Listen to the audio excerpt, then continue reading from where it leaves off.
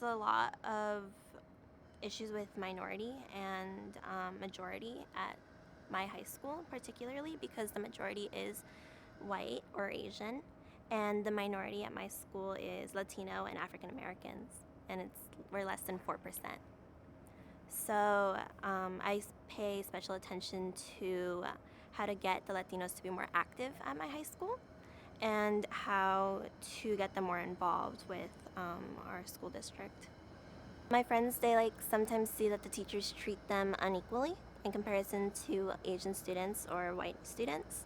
So sometimes they are put to the side to talk directly to the teacher, and it sometimes makes them feel like they're being separate but not really there. Something that I've heard about from friends that are in East Palo Alto schools is that there's not enough teachers. Sometimes it's not, the amount of teacher to student ratio is very high, and they can't really communicate with the teachers. And unlike Palo Alto, which they are fairly even with the teacher ratio, even if there isn't a teacher there, Palo Alto students have access to tutors. They have access to extracurriculars that can help them a lot, and East Palo Alto students, they don't have that. Their school doesn't offer them that, and their parents, they can't afford it. So that's something that's always been there, and hopefully it can change. One thing that is kind of different about the Black experience is that when things like that happen, two things can happen, but you can either get upset about them in that moment or internalize it or just try to brush it off. And that's something that isn't necessarily should be the case for us.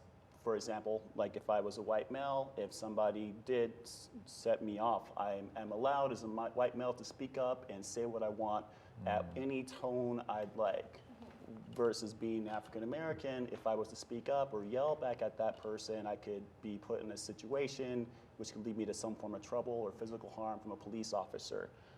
I think for people that are listening or watching, that is something that I guess is a difference that I could think about right now and be noted, is that in living that different reality, we have to think about how we respond to people's interactions with us a lot more than a person that is from the dominant society would have to think about it, and think about what would be the repercussions to that.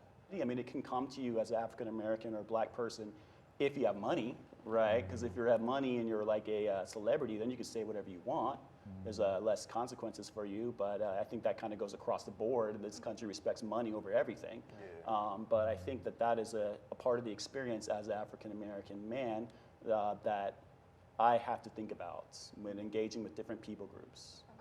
I go to a high school that's extremely diverse. There's Asian people, there's Latino people, there's African American people, yet every single time I step on campus, I just feel reduced to butter chicken, some Bollywood music, the Hindi language, and I've never talked to peers that aren't Indian that I speak a different language than what they might think I speak. I speak Telugu, not Hindi. I don't eat butter chicken, I eat something called a dosa. So for me to come on campus and feel that fear from a community that's supposed to be diverse is really, I guess it's unsettling, because we may think that something may be so diverse and cultures may be shared, but in actuality, there are some barriers that can't be seen.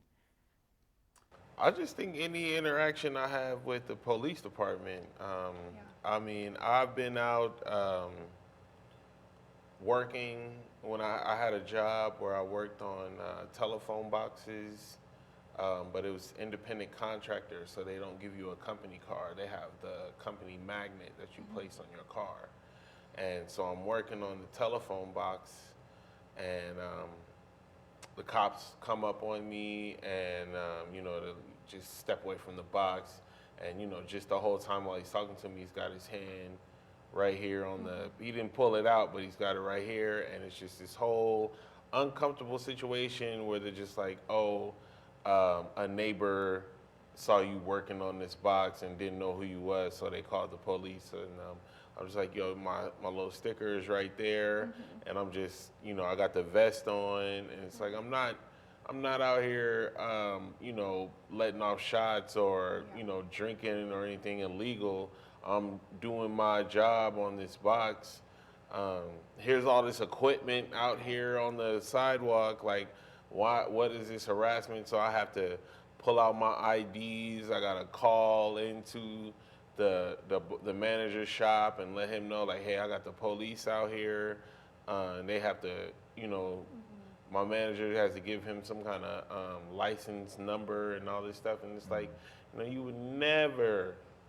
I would never see that action if I was white, or, you know, I would never get all this attention. Like, there's cones on the car, like everything that's supposed to be out here for a work site is out here. And, you know, and this happened like multiple times. And it's just every time you have, if you're black in America, anytime you have interaction with the police, you are nervous. You are just nervous. You are right now, because it's like they look for anything that they can use, even your tone. Even your tone could be aggressive where they take you in. And it's rough, and it's rough. So, you know, like you said, when you around certain people, you have to adjust your personality and who you are to deal with that person, because you do not know who they are, and they are holding a violent weapon, and they could do something that will take away your freedom. So you have to adjust yourself accordingly. So looking different is actually something that kind of scares me, just because I know that even though I can travel other places, people will look at me differently. They will think that I had to get help from state or just federal aid for me to be there. Versus like knowing that people who are who have white privilege, they can go anywhere. They will know that they're just from America, that they can pretty much go there because that's how they were born. That's the privilege that was given to them. Versus someone who looks like me, the privilege had to be gained and they had to just work for it. I feel like I always have to prove myself. People always underestimate people who look like me. So for me being able to rise above them, show that I have knowledge, that's something that makes me proud.